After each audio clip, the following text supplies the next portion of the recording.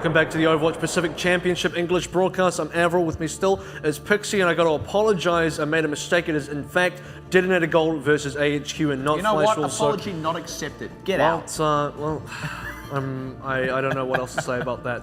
Yeah, You're just going to have to stick with me for this one. If anything, this does actually make it a little bit more interesting, though, because DeToNator, when these teams last met, actually took a map off AHQ. And this is now an AHQ that has since lost to Hong Kong Attitude. They're having a bit of a rough run here in the screens is DeToNator. And yeah, look, they'll be keen to take a little bit more than just one map tonight, I imagine, and I do believe they can do it. Absolutely. This is when AHQ look at their weakest. They look wounded. They look like potential prey for other teams, and if you're other teams, this is now where you need to be able to pounce. Specifically, if you are DeToNator.GOLD, you are facing a relegation, this is when the points matter. And that's the thing, right? I don't quite think they can overcome Fireball here. Mathematically, it is within the realm of possibility, but in terms of the actual matches left to play, look, it's not super likely, especially since Fireball themselves are looking quite good right now. But any positive thing you take into the relegation tournament is really important. If you can take a map win off AHQ, you carry that into the relegation tournament, and you actually give yourself a decent shot at steering clear through that one. So this is still quite important for DeToNator. So a few words, Yoshihara on the left, Nito on the right. Thank you to all our fans today. We're going to try our best to win today.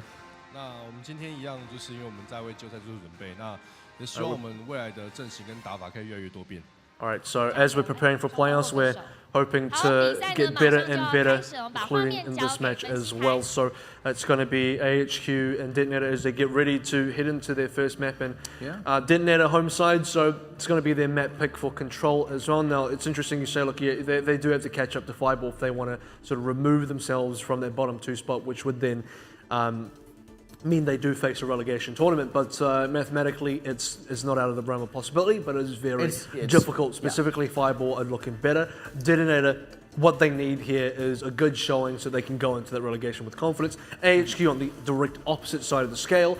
After that Hong Kong Attitude victory against Blank, suddenly there's been a bit of a shake-up in that AHQ now have a shot at making that second place. Yeah, that is absolutely the case. A funny thing about that as well, if we talk about DeToNator trying to avoid relegations if they possibly can, the way they would need to do that, you can see on the score here, they would need to basically beat most, if not all, the teams above them. Probably can't beat AHQ, but if they were able to beat Fireball and Matchy and Hong Kong Attitude and then also take out Sun Sister and then Fireball lose all the games, then it would actually just barely be possible, if I'm not mistaken. Actually, no, never mind. The head-to-head would actually cut them out there. But even so, right? Even so, Hong Kong Attitude and Matchy are now both looking quite good. So even though DeToNator.GOLD, I would say, are on the up and actually may very seriously be able to challenge Fireball when they come up in their head-to-head, I don't actually believe they can really win the games they would need to in order to actually surpass Fireball here. So they are probably going to face relegations, but because of that, like you said, you want to pick up as much as you can now. You want to have good showings.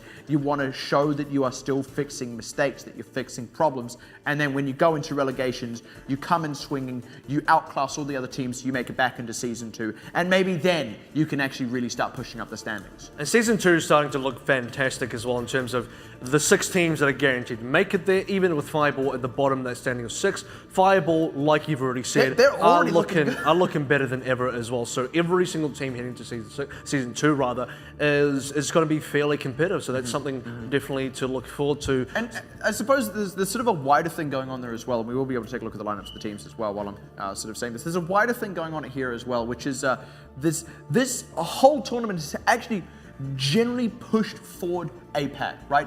We knew that teams like Blank were good in Australia and New Zealand. We knew that teams like Flashwolves and AHQ were good in Taiwan. We knew a little bit about some of these teams and some of these players, and we knew that they were good, but they have all challenged each other and pushed each other to new limits, to new heights, and now we are seeing not just a very competitive tournament within the teams themselves, but a competitive tournament on the whole, where all of these teams really do start to look very world-class. Absolutely, and you know, not only that, in terms of speaking just of this tournament, the games are exciting enough that you actually are beginning to not fully predict who's going to come out on the top. Two round robins ago, you would have said, look, hey, Blank are just going to beat Hong Kong Attitude. Now you just don't even know. 2 round robins ago, you would have said AHQ will just beat Hong Kong Attitude. Now you don't even know. So I don't even know if Matchy are going to be Fireball. I mean, to be honest, I was going to say, while they're favored, it is difficult now to be able to really put money on that. Blank were favored. They absolutely are going to be able to do that. So for DeToNator, this is another team that has made improvements throughout the tournament. And I think that speaks volumes to what you mentioned about raising the level of APAC, because for all 8 teams, Sun Sister included, they have stepped up no matter what. When you look at it across the board, every team is vastly improved from when they enter the tournament on day 1, week 1. And we said right at the start, this is 10 weeks ago now, we talked about honestly some of the ramifications of these long haul tournaments, the ways in which teams were going to be tested, and all of them have gone through that forging fire and come out the stronger. And that has been such a joy to watch, because that is a fire that burns some teams, and it burns them permanently, and they never recover. It hasn't just been some have made it through and others. Every single team has successfully gone through that crucible. They all look galvanized, and they all look phenomenal. And then we're going to hit Season 2, and there is the opportunity that new blood comes into this tournament and starts to push these teams even further.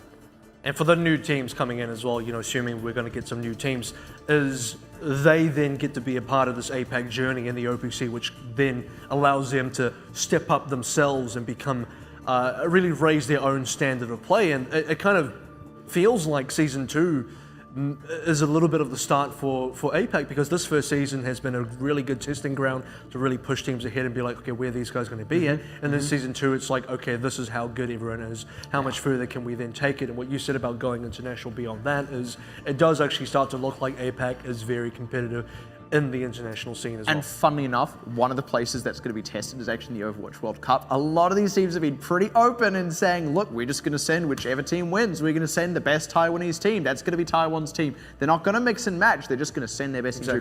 France are undoubtedly going to be doing that. USA is probably going to do something similar to that. I guarantee no, China they won't. USA will not be able to do that. Well, there we go. Well, it's going to be exciting, right? And actually, yeah, we really will see how world-class some of these teams are comparatively. This is not too unexpected, though always a pleasure. We will be going to Oasis. Yep, we are going to get ourselves a little bit back into the present day and the match ahead of us, which is still DeToNator versus AHQ. Still, I would say, as much as the last round robin has shaken things up, this is probably one of the more matches that you can be like, yeah, the expected winner should be AHQ. I can put my money on AHQ here. I'll get my money back. You'd be a lot safer to think that AHQ, while they do look like they're struggling in this round robin, they don't look like they're struggling enough that I would say DeToNator will realistically be able to. I think DeToNator can take some maps for sure. I think at most we'll go to a map 5, and then AHQ will pull through on the final map. But I think this is going to be a little tough for the old DeToNator. It certainly will. The good thing here, though, look, going to a 4th game once again for DeToNator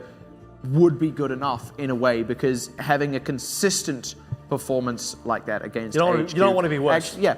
I mean, having that consistency really does speak volumes, especially when we talk about proving that you've improved. Like, it's one thing to do it once; it's another thing to be able to do it consistently. Because then it's not this pushing it to the next level, this breakthrough. It is, we have improved. This is how good we are now, and we will take maps off you. And then if they are able to push it that one step further, that would be even more phenomenal. And if we look back at the time those teams met, where DeToNator did actually take a game off AHQ. Immediately afterwards, on Escort, they actually came very close again. And previously, when they played Hybrid, they played Numbani, they also came quite close. So it wasn't just this, one fluke map. It actually was. AHQ were given a run for their money, and at one point had to pay up. And consistency, I think, is key for DeToNator here. Like I just mentioned, you don't want to be going backwards. If you're DeToNator, you've already taken a map of AHQ. You want to be able to continue that standard, take another map of AHQ again, and then even beyond that, like you said, maybe get that second map one. We're taking a little bit of baby steps here for DeToNator, but baby steps it's going to be how DeToNator kind of improve in this tournament. And not winning a map against AHQ tonight, I would think, is a little bit poor for DeToNator, being that they've already been there before. Absolutely, it would be a little bit rough. But in the same vein, you can also respect that AHQ are going to come into this going, look, we're not going to let ourselves lose a map to these guys again. It happened once. Let's just let that be this one-off, this fluke, this upset. Let's push ourselves to another level here if we need to, and not let that happen. Let this be a 3-0. So if it does become a 3-0, it will be because AHQ have really worked hard to ensure that happens. But again, DeToNator will have also been working hard themselves. So there's a lot of question marks hanging over this. And it's kind of like the Hong Kong Attitude blank situation, where in round robin 1, Hong Kong Attitude took the 2 maps in the best of 5. and then Blank came back saying, we're not going to let that happen again, and then suddenly 2, 3, and O's back to back in the next 2 round robins. So for AHQ, there's not going to be another 2 round robins where, you know, for AHQ to sort of continue that, but right now, for AHQ, they've already suffered that 1 map loss. They absolutely do not want to repeat. So that's how Oasis works. Yeah, I've always wondered that because all of the control maps are actually like a single contiguous piece.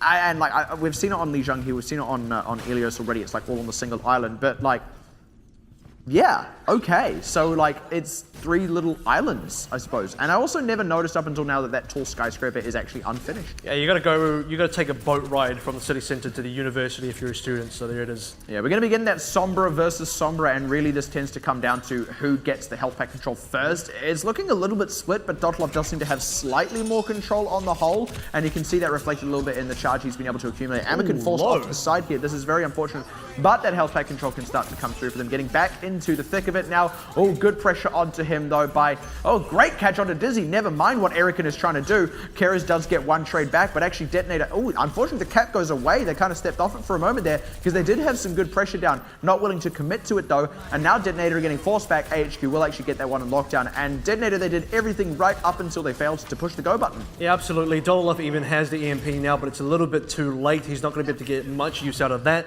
Interesting, something we didn't touch up on, but Boss is obviously not playing tonight. It is going to be Keres. So this entire round robin, it looks like, you know, it's Keres' round robin to come back into the fray. So far, it's working out for AHQ. The big difference here is Keres is vastly behind an EMP charge. Vastly indeed. And it is because actually DoToNator got good control over those packs. Now he's going to go look for an EMP. Connects on through. Good start, but they do need to convert the kills. Good catch onto Erican. Great way to start it off, but immediately traded back onto Samurai D.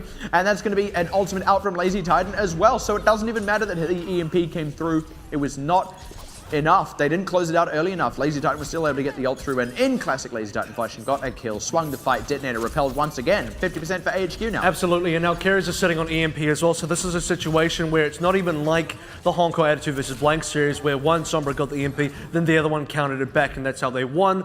We haven't even seen the EMP from AHQ yet, which is really scary, because they have a lot to work with for this next defense. By the way, the point is also still in their control. 70% now almost, and it's a big mountain to climb. Yeah, and look, DeToNator haven't even come out the better of any of these fights yet, and that is even including when they've had the ultimates in their favor. Quick commit early by AHQ, totally on the backline. Doesn't matter that Amakin has woven around the side and is looking to get on the point. Cowman makes it look easy. Amakin is now looking quite the fool, all alone, can't really commit that Dragon Blade, and this is going to go the way of AHQ. And that's the expected result from an EMP. When DeToNator used the EMP from DoToNator, they didn't get the expected result. They couldn't really secure that fight. Lazy Titan turned it around. DoToNator's even saying, I'm not even going to bother with the Sombra now. Probably a smart call to make, because you're not going to get that health pack control back again. Good early commit out of Yoshiharu actually does catch a few members, and AHQ maybe winning a little bit too far forward on this one. Samurai D with the ultimate. It's getting them a lot of mileage on the point. They need to convert a few more kills. There we go. Amakin able to pop the mech between him and Yoshiharu, so they will actually get a cap through. I feel like AHQ did overextend themselves a touch, and Lazy Titan's forced to take a dive, as is Keres. They do still have plenty of time to swing back and take this though. Yeah, absolutely do. 99% is very comfortable for AHQ to be able to sit in right now, and they're still running Sombra against no Sombra, so despite losing the cap over, the residual effects of the hack on the health packs should still be in their favor, and they can always take the health packs back, because DoToNator isn't going to steal it. Oh boy, that's actually a really good early catch. Amakin catching that one up, and not losing his own life as well, was able to successfully retreat there. But his Ana keeps missing. There we go, 3 shots, lucky. The Ana was, DoToNator was actually outplaying Amakin there. He was expecting Amakin to like sort of move there. That's the word, like when you're an Ana and you're trying to heal your Genji and they're still just like jumping around. It's like, dude, you're safe. Just stand still for a moment. Do you want health or not? Speaking of standing still, unfortunately stood right in front of Grappi's move there. Dizzy getting the kill on his counterpart, and already this one's cracked open for AHQ. You're right, the nano boost didn't even go off. In fact, none of their ultimates will go off except for the sound barrier. Cool, Yoshiharu forced to take a dive in that pilot mode. Lazy Titan still has a self-destruct in case he wants to get a team wipe or something like that. And AHQ had this one on lockdown. There finally is the nano boost going to come out. Sayhadi not able to catch anything with that pulse bomb and loses his life, and then I don't know, someone shot his dog, I suppose. That was that's pretty extreme. Pretty devastating. That was very devastating. It's also devastating You know, if you're Dotoloff, I think is who you mentioned there, right at the end, because he lost the nano boost in the second to last fight before managing to get it off on somebody. So that was an important fight for DeToNator, because they're at the point where they can't actually afford to give over a fight. 99% already in HQ's favor. They have to win every single engage, and if you're going to lose one of your, I guess, defensive tools there, being the people in charge of the cap, well, it doesn't really help you out. Yeah, AHQ really took their time on that as well. Like, we noticed they actually did lose Cowman at the top of that, but they just took a breather, took a moment, didn't try and overcommit. They realized they weren't going to be able to get the trade kills, weren't in position for that, and just waited it out. It did give DeToNator a lot more time at the point, but AHQ knew that they had that much time to give. Oh boy, golden comp coming out of AHQ. This is now classic AHQ styles. This is your 1964 This AHQ is a Mustang. TV commercial, the greatest hits of AHQ. Exactly what you want to see. Get it now installed. Exactly kind of what you want to see out of them. And Cowman getting the early 2 pickoffs as well. I mean, this is a rout, an absolute rout.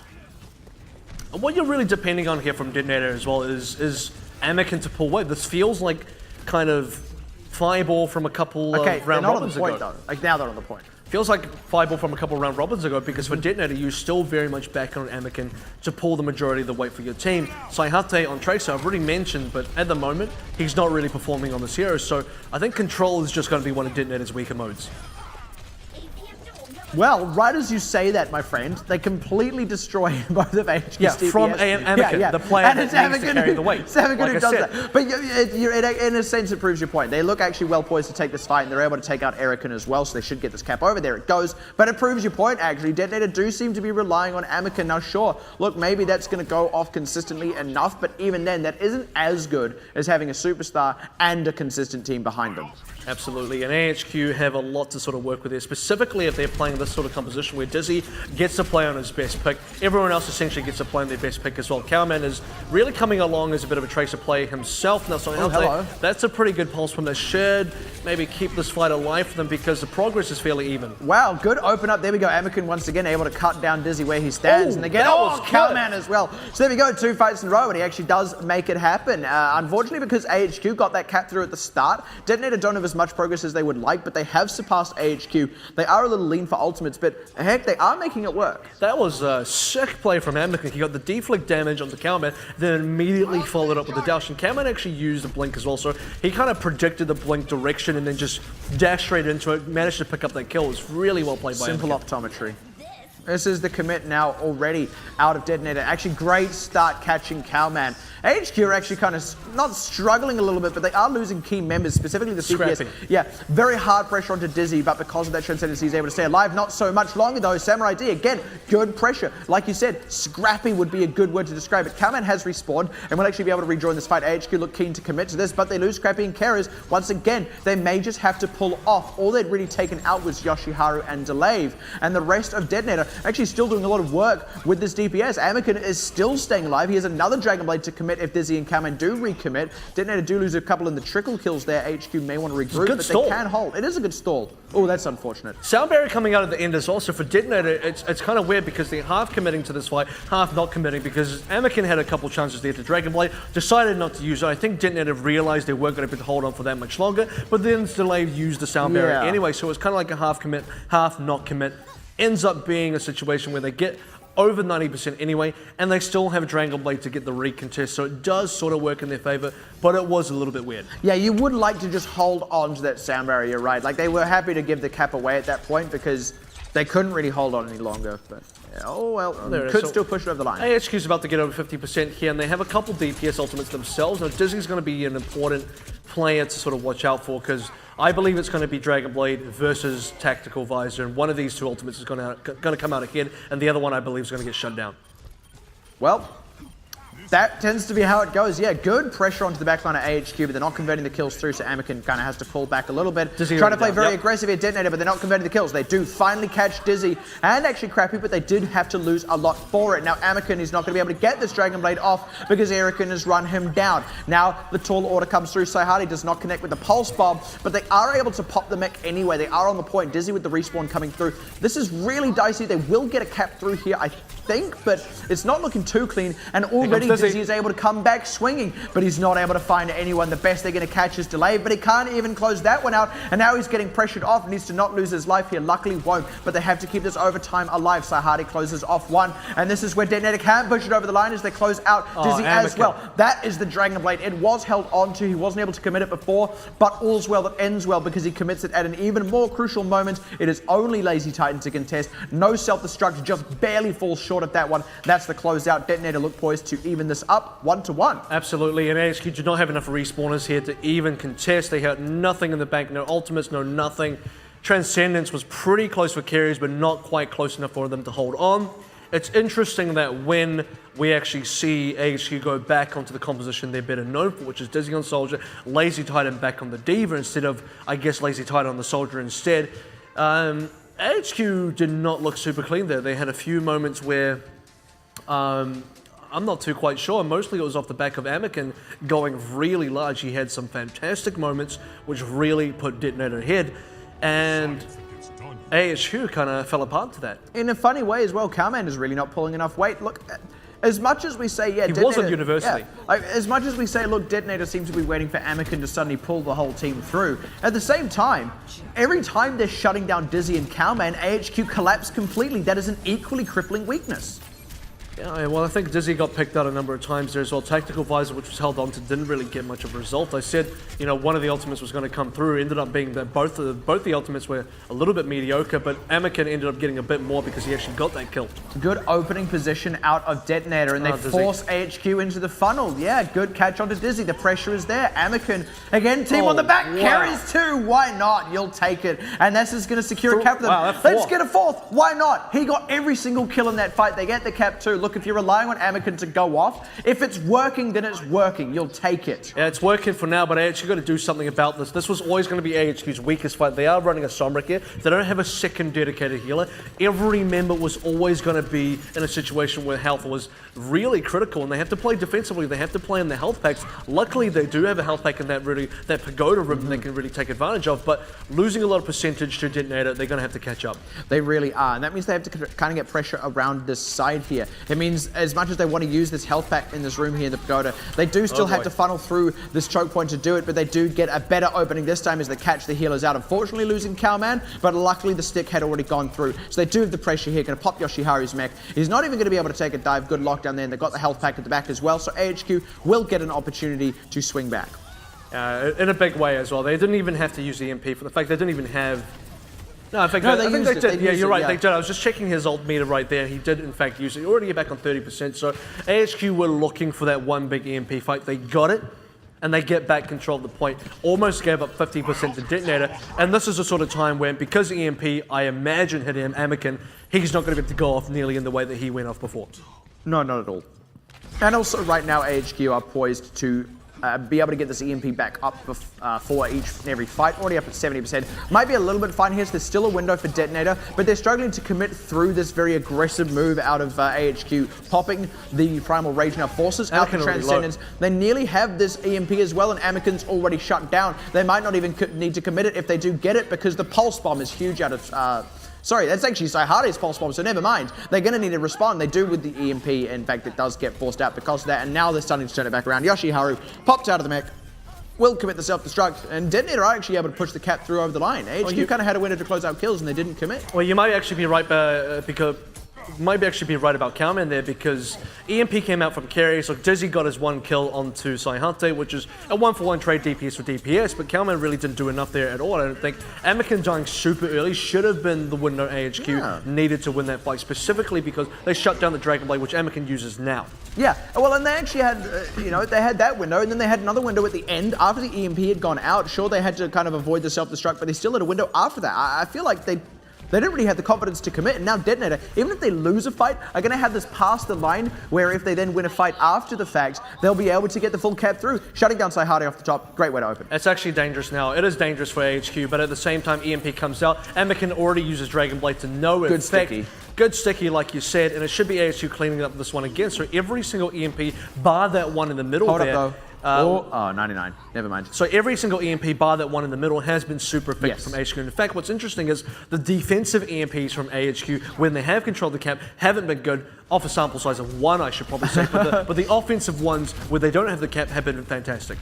Tell you what, though, had that been 98%, they would have been a little bit better for DeToNator. But in any case, 99%, look, DeToNator are happy with that. They do actually have ultimate advantage here. If Sayhari can land another good pulse bomb, they could be able to get a really strong closeout here. Cowman again going very aggressive on the side. This time doesn't quite lose his life, but it allows DeToNator to get into position. They have found Dizzy. They're going to pressure him onto the side. Sayhari does have to use the recall, but they're looking for the window. There's going to be the commit now onto Dizzy. They force him way back. He's onto the health pack. They get him. They are able to close it out, but they're losing members for it. Trade back onto carers, but they are short on healers. Anakin, no Dragon Blade. Sayhari only just respawning. Samurai D, he doesn't opt to stall out with the ultimate, and that may be a mistake because AHQ, they're nearly at 90% themselves, and now they actually have an ultimate advantage. I find it incredibly crazy that Dizzy had no backup from either supports or tanks. Yoshiharu. He was completely by himself. And Yoshiharu, is he still in pilot mode? He is. He just barely got the mech popped at the end there. And now DeToNator are going to have to bum rush this point. They've lost Yoshiharu as well. Perfectly done by AHQ. Wow. Full mileage, but hold on a second. It's not over yet. Anakin has started to swing back, swinging the blade itself onto the point now is this team. They have a bare numerical advantage, but they don't have the ultimates to commit anymore. Samurai D has already committed his Primal Rage. Erican's still going wild with his, is forcing Anakin off, and he can't close out that kill. Meanwhile, the rest of the DPS is dealing with the rest of DeToNator, and they kind of fall short of the mark there. Much like AHQ had a lot of windows in a previous fight, DeToNator had them all at the end and also did not capitalize. 99 to 99, double overtime, a little bit of a reverse sweep even coming out from AHQ. Even at Anakin at the end there, the double kill was fantastic. Not enough DeToNator players actually left alive to take advantage and actually clean up that fight. I think at the end of the day, AHQ, once they actually had control right at the end there, they looked just pretty entrenched in. And the EMP from carriers, the last one actually, you know, at the end of the day, fairly good results from the Sombra, which is something we don't see a lot on Gardens, by the way. It's absolutely. Pretty interesting that they brought that one out even there. The unfortunate thing is before that final fight, there was actually an opportunity for DeToNator to complete the commit, but I feel like they didn't really have the confidence to do that. Now, AHQ are going to pull out the Sombra again here on University. Not even going to bother. If it ain't broke, don't fix it. Yeah, no response from Dodlov. But Anakin already shuts down carries. That is so huge for them. They catch Cowman as well. This Sombra has got less than no mileage there. Come on, 8% charge, 9%. I don't even think he hacked one health pack. DeToNator, they're going to be able to get all over this point, and if they can convert even more kills here, they're going to do even better, and they do actually catch Crappy as well.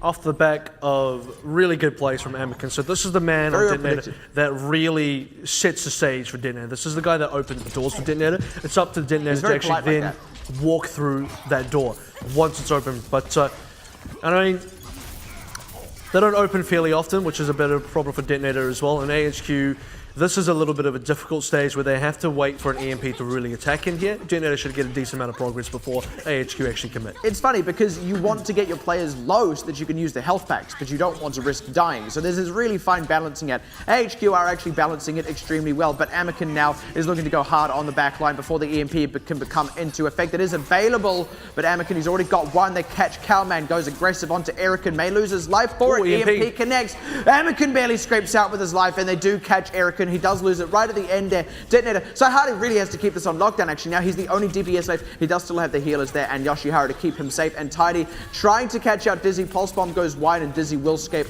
with his life. But now this has become a big stall. Sound barrier through for AHQ, and they are giving a lot of time over to DeToNator, who unfortunately have not traded the last couple of kills, so the cap does go over to AHQ.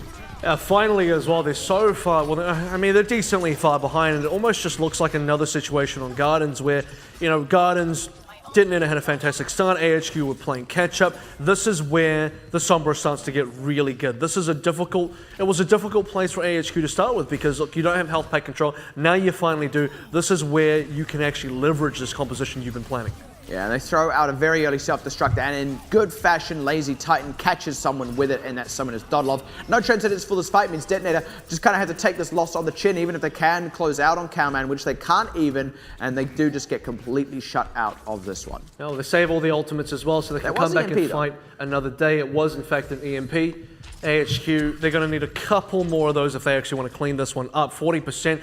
slowly catching up to DeToNator. DeToNator, this is a big window for them. Not only are they playing into no EMP, but this is a decent ultimate advantage they can leverage. Very early Transcendence forced out, actually, because they were otherwise going to lose. Anakin, good pressure onto Cowman, but he doesn't close it out. He backs off. Meanwhile, Anakin is closing out on Crappy, but the trade kill is there. Cowman is still alive, finally able to get taken out. DeToNator are having a hard time committing to this point because they've lost Delave, and they don't really have Dodlov committing to the point. He is now getting forced back, taken out by Erican. Good target selection, and that gives AHQ a ton of room to breathe. The hack is through now for Anakin. He can't get anything out of this Dragon Blade, can't commit it. Finally, they're able to get a sound barrier, which is going to give them just enough breathing space to open up with this Dragon Blade, and they will use that to close out the fight. That came way closer than DeToNator should ever be comfortable with, but they do look to get the cap through.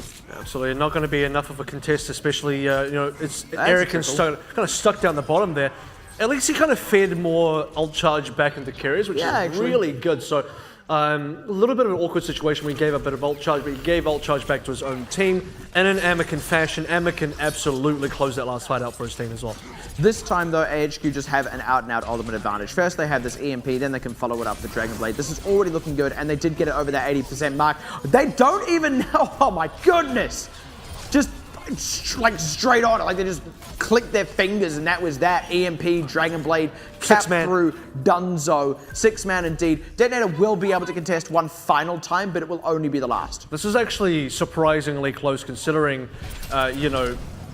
it's Sombra playing into no Sombra. Oh, here we go. Lazy Titan. How many will he get? Well, he's got Dodlov in pilot form of all things. That wasn't even the self-destruct. Now he's back in the mech, back in control. Saihari, he catches something with the Pulse Bomb. Samurai D, good trades through, but they need to shut down the DPS. They catch Cowman. They may be able to do it now if they can get Dizzy out of the picture as well. Samurai D doing what he can. Now he's on to Dizzy, trying to close it out. Doesn't quite finish it, but Dizzy, he is having to try and keep this one alive. DeToNator, they've lost their members on the point, though, because Lazy Titan was able to go off on the back line while they were all distracted by Dizzy running circles around them, and we end with some beautiful ragdoll physics. And that was a lot more difficult for AHQ than it needed to be, and a lot of that came down to the fact that carriers got picked out at the start of this university round so quick by Anakin. So, this is what we're sort of talking about with Anakin, is he's able to just open up these massive windows of opportunity for DeToNator to sort of go through, and they absolutely did. And it should have been a much easier game for AHQ, considering he didn't have to play against another Sombra that was threatening health packs. He also would have been previously playing into a Sombra that if DeToNator had won in the same situation with the Sombra, guess what? They're defensively playing Sombra. All health pack control is theirs. Plus they get EMP first because carries died so early. He wasn't even playing into that, and AHQ was still so far behind. There was actually one thing that kind of played in AHQ's favor there a little bit, and I'll be honest, this feels a little bit rough.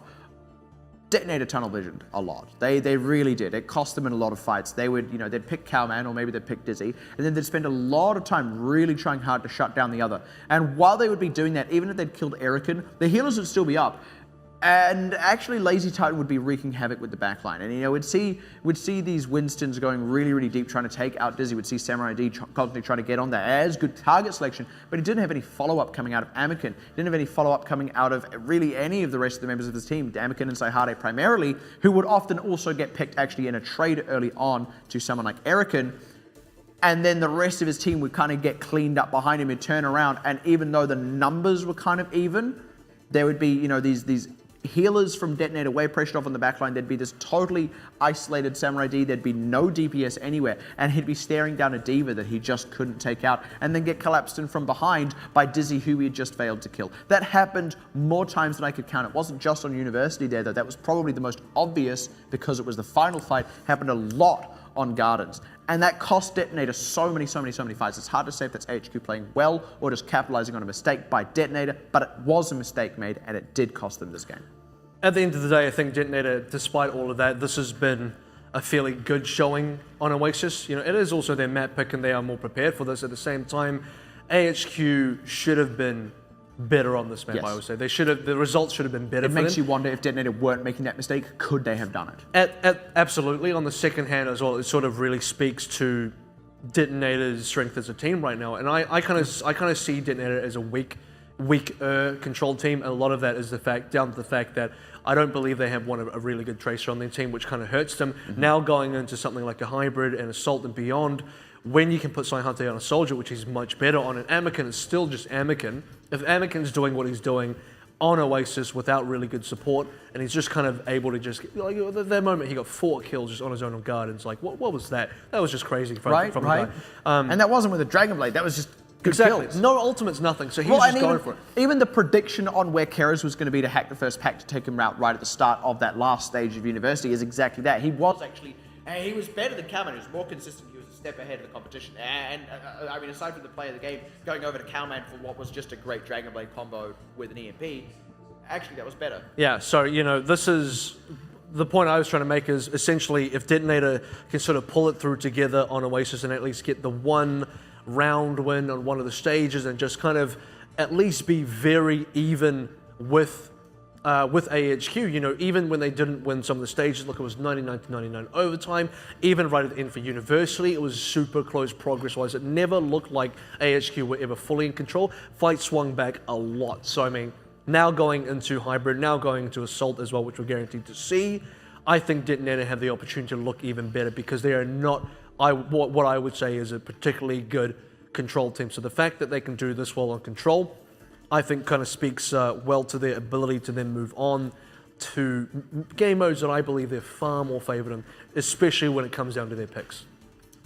And you know, the interesting thing about this is,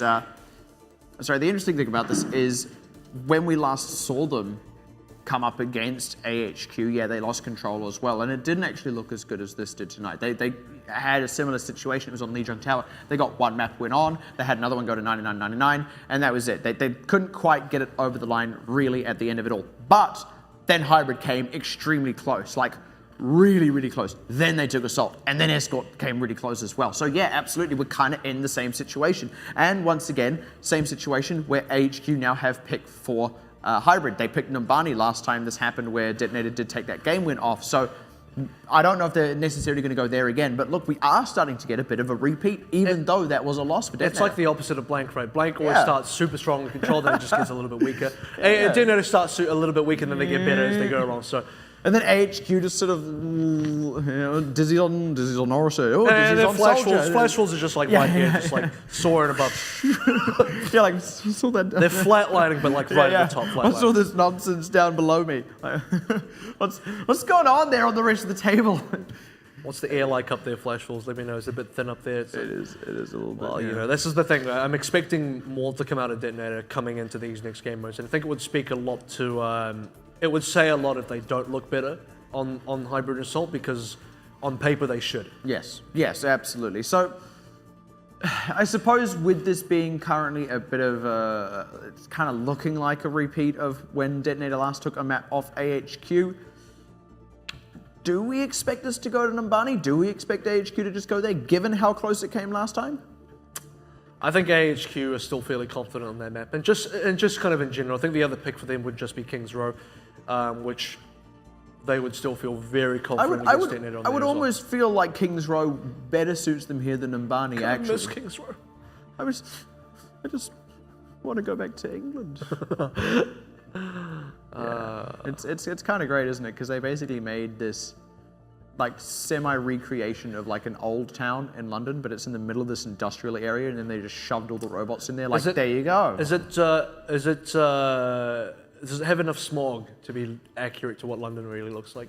Is it grey enough? London's not grey enough? It's not particularly smoggy nowadays. Like after they had like all the Peace Supers and like Jack the Ripper hiding in them, and then there was another one actually in, I want to say the late 50s or early 60s, where they had another very, very bad smog that actually resulted in a number of deaths. And since then, they've kind of got it together with the smog issue. They've realized like we should probably not just let people die because of our factories. Well, let's find out. But then out. Omnics don't breathe. Omnics don't need to breathe regular air. So I don't know. Maybe this is like the smoggy part of London. They're like, you know what? Let's just stick the Omnics there. Exactly, and we are actually, in fact, going to go to King's Row, which is kind of the map that I was kind of thinking for HQ. Is you might have been onto something there.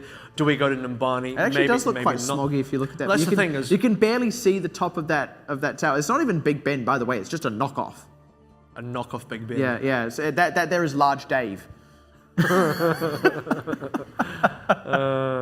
Oh boy. It's what I quite like is that in Kings Row, maybe it's because it's nighttime, but they've done a really great job of just recreating how sort of grey everything looks. So just London is just one color tone. Like, given that, like, I mean, this is like a fabricated old town. Like, this isn't actually old town London in the lore of the thing. Like, they built this like neighborhood for the Omnics and like tried to make it look like old town London. So like for something that is like intentionally made to look a bit old and run down, they've done a fantastic job of it. I want to say that. Like, really great drab architecture. Honestly nailed it. And apparently the Omnics built it too. Isn't that rough? They gave themselves they're like, here's the blueprints of the slightly terrible looking buildings. You're going to build them and then you're going to live in them. See ya. And then you know what? The French are going to come here and kill your spiritual leader. That definitely took a little bit of a turn right towards the end there.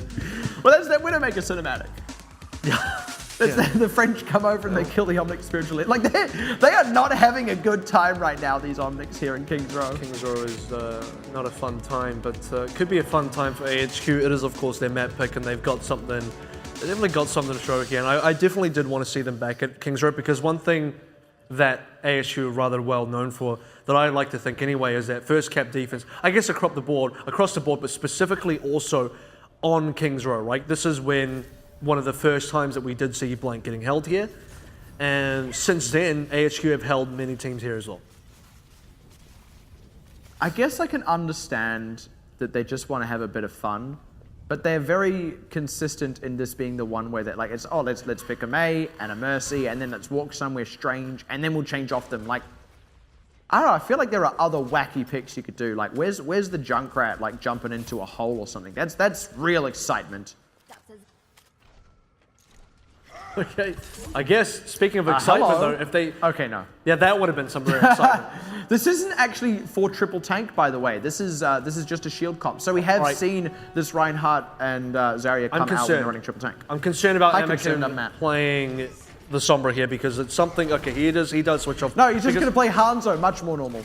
Well, I actually prefer the Sombra, because I think the Sombra has not ever worked, at least in matches in OPC, for DeToNator. So this is triple tank. This is something that works a little bit better. At least they get the setup. They got the setup with the Graviton Surge when they want to Dragon Strike as well. Already got good positioning.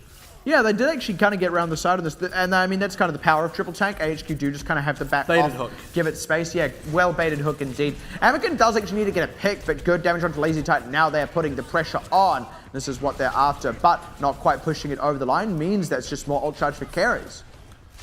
I think you're right about Anakin needing to sort of get a kill here, because he's doing a decent amount of poke, but what are they waiting for? They're trying to get the ult combo early. Anakin already goes down. He was looking for a headshot on Dizzy. Yeah, you know, it just feels quite binary. You're either going to get a headshot or nothing. Nothing happens really.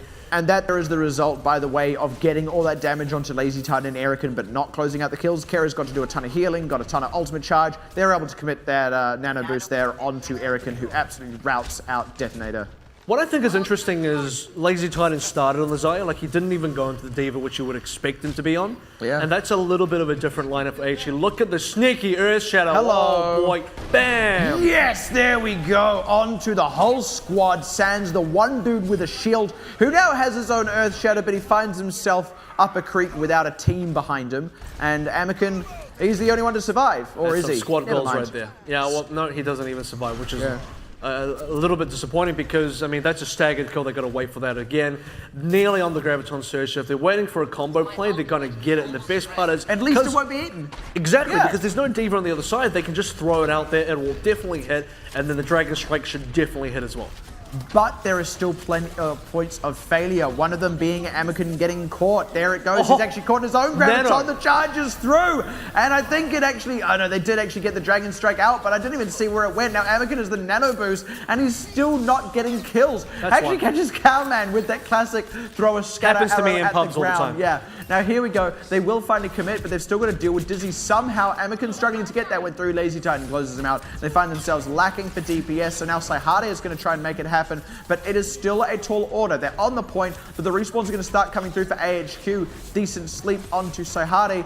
Finally throwing out the whole hog here to secure the fight at long last, and they do at last get it through, but my goodness, that didn't look good for either team at any moment. And the Dragon Strike, unfortunately, was so ineffective. I mean, if that was their combo that they've been waiting on, it was a bit of a letdown. It was very much an anticlimax. And he's back. Yeah, they even nano boosted the guy. They nano boosted and the Dragon Strike just flew through all the AHQ members and nothing happened. It was just... Hey, way to go, Dr. Seuss. It flew through AHQ. Yep. That happened. It's true. And you can do that too. It's true. Erican now with the Earth Shatter, but it won't matter. Oh no, it really gets, and there's the Nano Boost as well. This is a repeat performance. Slam dunk Saihade, but they're not actually getting the follow-up this time. Unfortunately, Amiken has finally realized how to aim on Hanzo. Gets 3 kills there, and they're going to be able to push this one through, it's looking like. Especially if they can catch a few more members. The only one they've really lost themselves is Delayed. And once again, Dragon Strike, it's almost just, I don't know, I'm not too happy with that ultimate at the moment. It's crazy that Amiken just gets all the kills without it. This kind of feels like a solo queue Hanzo where he does nothing and you're like, please change off Hanzo. And then he gets 2 kills and he's like, he feels justified. There's more justification. That is a little bit more justification. And actually, I want to speak to Erican's Earth Shatter there as well because I was hoping the whole time, like, is he going to do it? Because he's so high up in the air, you almost feel like it's just the biggest shatter ever because he's bumped down, he's bumped up. Yeah, and then when that high, down. when you're that high, you've eventually got to hammer down. Yeah, pretty much. So that Sonic Arrow was a disaster because he didn't spot all the players getting up on the high ground. Which is a bit unfortunate. Now they've actually seen him though on the high ground. They're going to commit in Samurai D with this Nano Boost, but he's caught up in an Earth Shatter. Then he gets hooked back out of it, and then the French come over and assassinate his teammates. Only if they're on next. Alex Amiken's in a pretty decent position here. Let's see if he can actually get some more kills because so far it just feels like, you know... He's missing. Yeah, but he's got a Dragon Strike, and I want to know if 1 kill will happen in the Dragon Strike. Just one. Just 1 kill. That's all I'm looking for. Any kill. Well, I'll take a mech, that's half a kill. He's going to lose his life here because apparently Dizzy is French. There's the hook onto... Oh my goodness. Pet Diva now onto Yoshiharu. This is so rough. Just pat her on the head. Wow, it doesn't get any better. He just got the mech back, but he can't even get in it, and now they're going to kill him. Oh, dude. This is so mean. Yep, right when the rest of DeToNator are now spawned as well. They lost like a minute on that alone, and now AHQ go Amiken. aggressive. Yeah, well look, because they've got the ultimates, right? They know they've got a numbers advantage too. They're already in position. Might as well go aggressive and work down the clock even further. Definitely working a lot of time here, a lot of ultimates as well. We're still waiting for the play from DeToNator, and it's interesting that the Diva ended up being... I guess they're looking to get an eat on Lazy Titan's Graviton Surge there. Good pull. That's a decent angle actually for the Dragon Strike. I got a kill! It got someone! Now Amiken is going to try and open up as best as he can. They are actually getting the kills through to do this one, but they actually have to walk quite a long way to get back to the payload. They should be able to get the cap through here, but AHQ are going to be able to get a very early contest here. I wouldn't be surprised to see that, unless DeToNator play smart and commit a whole hog here early to kind of stop AHQ up. I would like to see if that sort of works here as well. This is now Amiken just sort of scouting early just to check for opening defensive positions. Lazy Titans got into Diva as well, so both teams are just like, you know what, Xayah ain't working. Not liking the Xayah pick. Diva is just so much better currently. Yeah, why not? Hey, and now look, here we go. The whole hog still not being committed. He's finally going to open up on it as they pop Lazy Titan's mech. Going to run the Nano Boost on that one too, and it works for them. They catch Erican in it and push the rest of AHQ back. Decent sleep. Good hook as well, and finally Saihade wakes up. Nice Dizzy grenade. Able to swing back though. Yeah, very well placed there to catch that through, but now Dizzy's able to kind of go aggressive on the side, just barely avoids the Dragon Strike, so again, no further kills to come from that, but it's kind of shut down most of this Nano Visor. He just dodged an Earth Shatter. He dodged it completely. The Visor ran out, but the Nano's still going, and it doesn't matter that Samurai D had a shield up because Dizzy just kind of pathed in behind him, killed the team out from underneath him. How many times has that happened to poor Samurai D? That was such a good read from Dizzy. He looked at Samurai D's positioning, he's just kind of assumed, or I guess saw the animation come out. It's like, yeah, I'll sidestep this one, go back into my little room, go on the flank, Nano Boost still active, get a bunch of kills on the back line, and for Samurai G with an Earth Shatter like that, he's thinking, where's my follow-up? Well, your follow-up is dead. Amiken and Saihade are now on Mei and Reaper, and I officially do not know what to expect. New meta, boys. New meta coming into play. OPC right in the final round of it. This is dramatic. That is what I will say. A triple tank from AHQ as well, so this is definitely old school HQ coming back into play. And I think the Mei is a direct pick against the triple tank. So he's thinking, look, triple tank, this is how we counter it. May wall is going to be able to split the team up. We can break them apart piece by piece. Unfortunately, though, the May wall last had to be used to try and get the May out of a sticky situation. So AHQ are actually still able to stay grouped in spite of that. Now Yoshiharu finally going to throw out the self-destruct. Great Earth Shatter. Cowman does trade one back, and they're able to open right on up. Yoshiharu did pull a bit of a lazy titan onto the backline, but it is just not at all going to be enough. Look at them all fall down. The gong sounds. The overtime runs out. Good distance on the cut for DeToNator, and we have seen crazy things happen. We saw that nearly last time these teams met on Numbani, but look, that is a very surmountable goal here for AHQ. You even see the self-destruct from Lazy Titan right at the end there just to secure it. Nice insurance policy because that is their standard combo. Earth Shatter into self-destruct. That's how you see the double, triple, and even quadruple kills out of Lazy Titan due to setups from Eric in. But I want to speak to the May Reaper pick because it does seem like kind of like a knee-jerk reaction from DeToNator to say, what are the two best heroes that we can run here to directly counter a triple tank the best possible way? They're like I know, polar opposites. Reaper and then May, because that's how you do it. Because Reaper shreds through tanks and May splits them up with the Ice Wall, prevents the healing coming through. That's the thing, it makes perfect sense on paper, doesn't it? It seems like a really good call, but actually, it just doesn't quite work out. I mean, half the time... Too late as well. Too late, yeah. It's like and 1 half minute the time, left. the May is having to use things defensively. The Reaper can't actually get in position so that, or such that when the tank is isolated, they can then kill them. So it really struggles. Yeah, I think it was sort of a last-ditch effort as well, and at least he got off the Hanzo. I think that's something that was kind of working, that was really working in DeToNator's favor, is no longer running that pick at the end. I know what Anakin's trying to do with that pick, but this is the player that you really rely on the team to pull the weight. We saw that in Oasis. Anakin was crazy on the Genji. Coming into this on the Hanzo, though, picking the other Japanese Shimada brother, just not working out the same. You can't carry the team like that. Like I said, it actually, I mean, I said it as a bit of a joke, but in all seriousness, it did remind me of like when you have that Hanzo in your solo queue game and he won't change off and you desperately need like a healer or a tank. Not getting any kills. He goes on to May. Yeah, they're not getting any kills. And then you're like, please change. And then they get two, and they're like, nah, I'm getting kills. See, look, we won that fight because of me. And then you finally convince them to change, and yeah, they go into something like May. Well, here it is. It's going to be Dizzy now. Wow, okay, AHQ back on triple DPS. Why not? You're already sort of, I guess, kind of ahead here. So go back onto this little bit of experimentation. Lazy Titan has been fairly good on Soldier so far, so I'm kind of excited to see how he does today. Yeah, I would actually say I do quite like AHQ's triple DPS. I feel like they're fairly strong at it, but not when Dizzy dies. That's a little unfortunate there. And of course, DeToNator are playing the composition I'd hoped they was going to play, which is Anakin on like kind of any DPS, and then Saihate on that Soldier, which is a safe pick for Anakin on like an actual DPS as well, by the way. He could be playing Genji here. You sort of get a really decently same effect, but Lazy Titan's sort of able to get the kill onto the back line. And I believe this opens up a bit of an opportunity for AHQ to push through, despite Cowman having to respawn. It doesn't. They caught Yoshiharu, but they're still struggling to get the rest of the pressure on. But here we go now, forcing Anakin back. They do actually capitalize. They find the right way to do it, trying to take this high ground as they so do. They're having a little bit of a hard time. I feel like they're kind of trying to do two things at once. They're trying to force DeToNator back through the archway and also pressure this high ground. And they're kind of making it a little bit harder for themselves. They lost Erikin in the process. Good trade back. I feel like all they're really doing is just dragging this out, and it's still indecisive either way. So that's still not necessarily a favorable thing. So how are they opening up now with this Nano Visor? Forces out the Transcendence. This is a wild ride. Two ultimates for one. Not a great trade for DeToNator, specifically when you need to get a decent amount of mileage out of Nano Visor. You didn't get any kills there, which is unfortunate. Lazy Titan should respond with his attack visor of his own now. AHQ keeping their members very much alive. Decent positioning as well. They're threatening to cap, and DeToNator actually need to be able to stop that cap.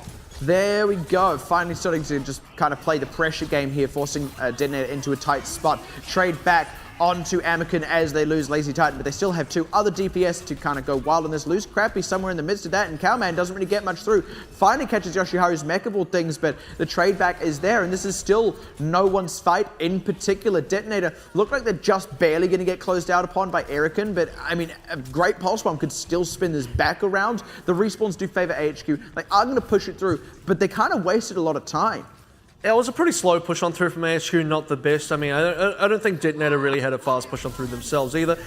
That is a pretty late commit, and in fact, they're really going for this. They're not wanting to give it up. Okay, they've actually got all the respawns through. Oh, but they don't get the pulse bomb out, and that means despite all that great commit, yeah, the cap still goes through. They didn't run down enough clock for that to be successful. They give up the opportunity to take an early defense, and that went about as bad as it possibly could for DeToNator. That's a really big gamble for DeToNator because they were thinking that that wasn't a delay from DeToNator. That was a full-on, let's commit and try and re-win.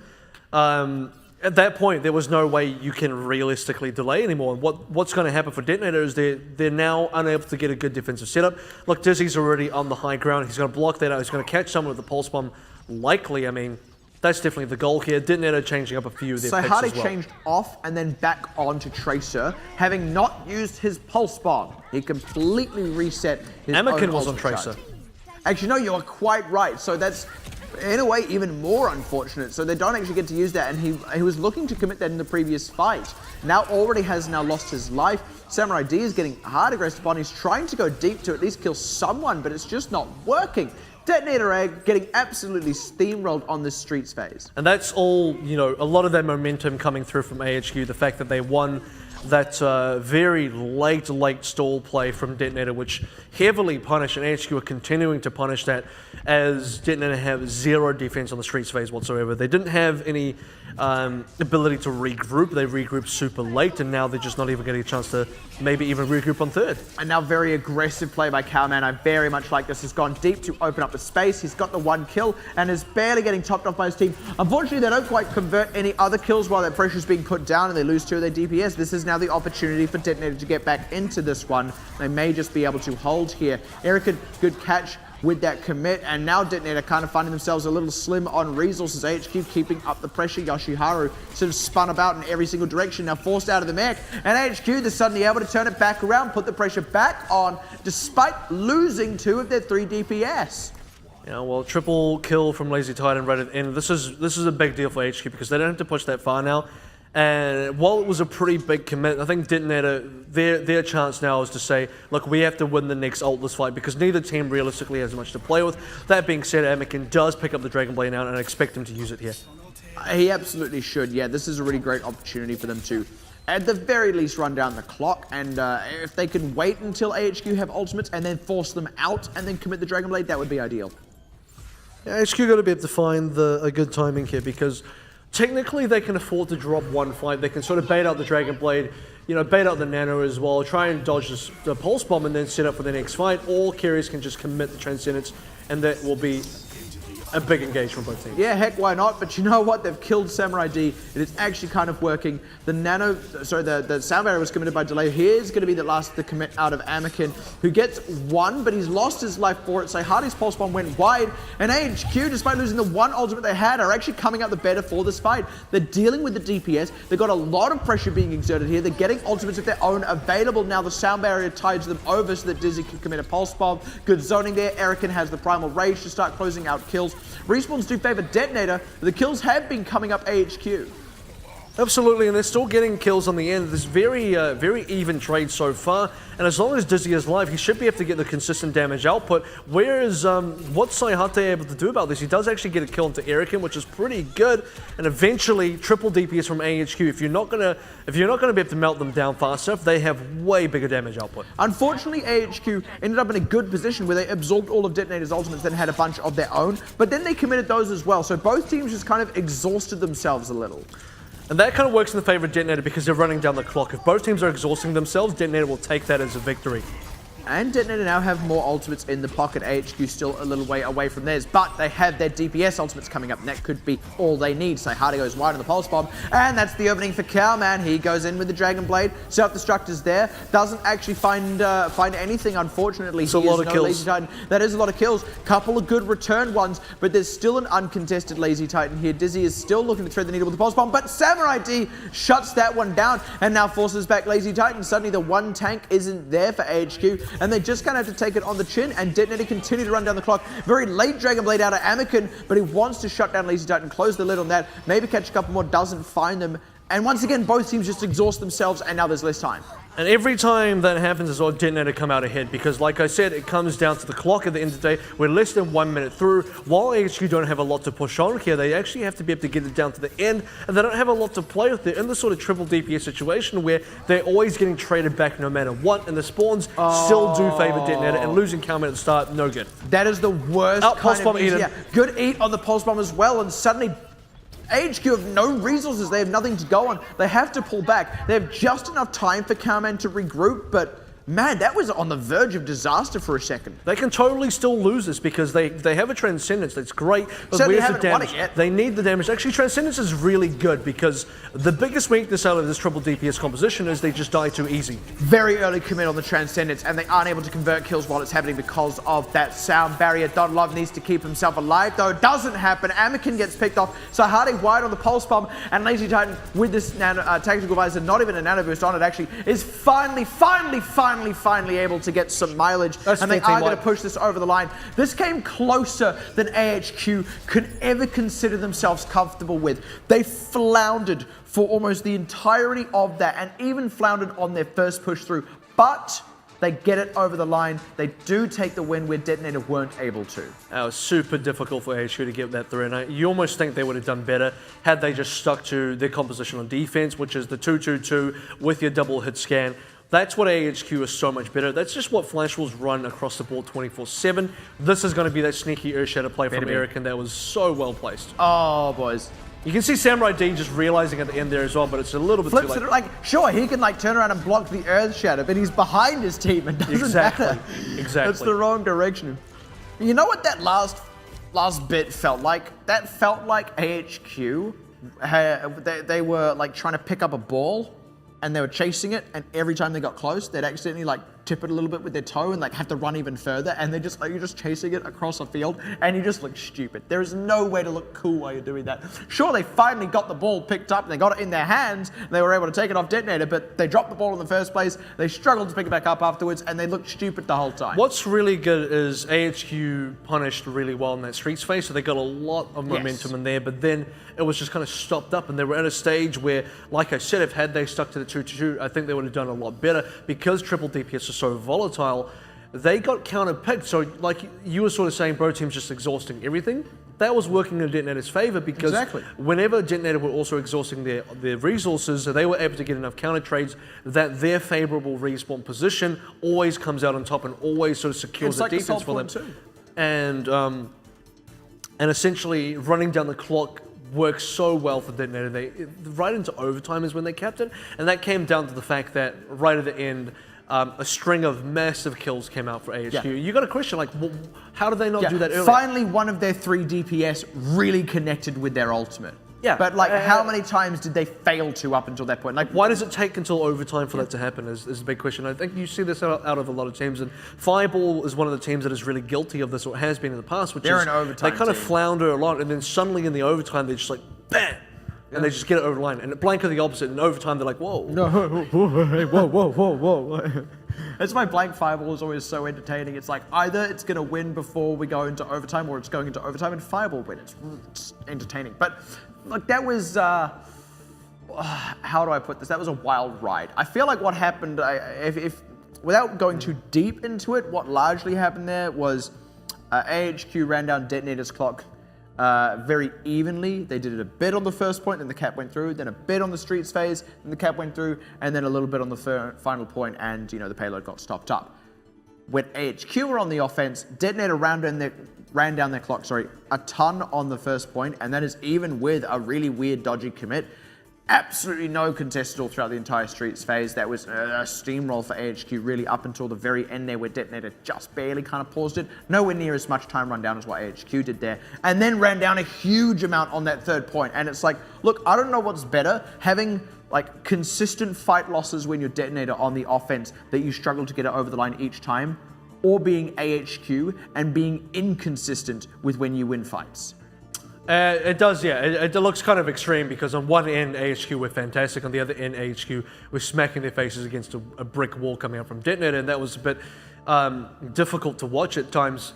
You almost got to consider as well, if DeToNator had actually kept on through and this was a time bank scenario, AHQ only barely got it towards the end on that last push in overtime. They actually struggled if they to get had the to first actually point. cap on through to the end, they would have absolutely been guaranteed a final fight where DeToNator respawn as a complete team. And then the overtime struggle with a lot of the stalling happening from DeToNator and all that kind of business as well. Were AHQ going to be able to finish that or not? That's a big question.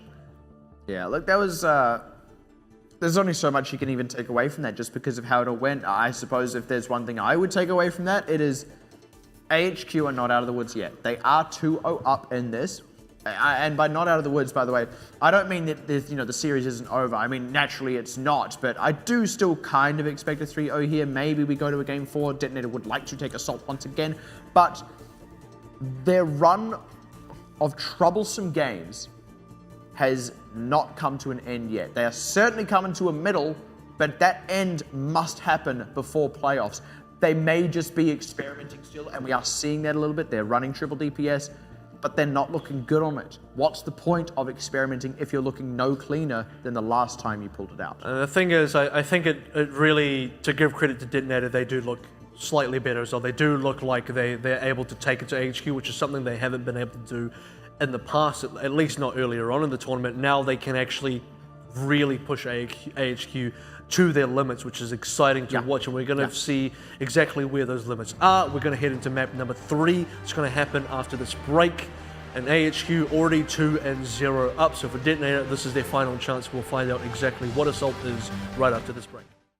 Thank you for sticking with us throughout that break as we're about to head into map number 3 of AHQ Esports Club versus DeToNator.GOLD.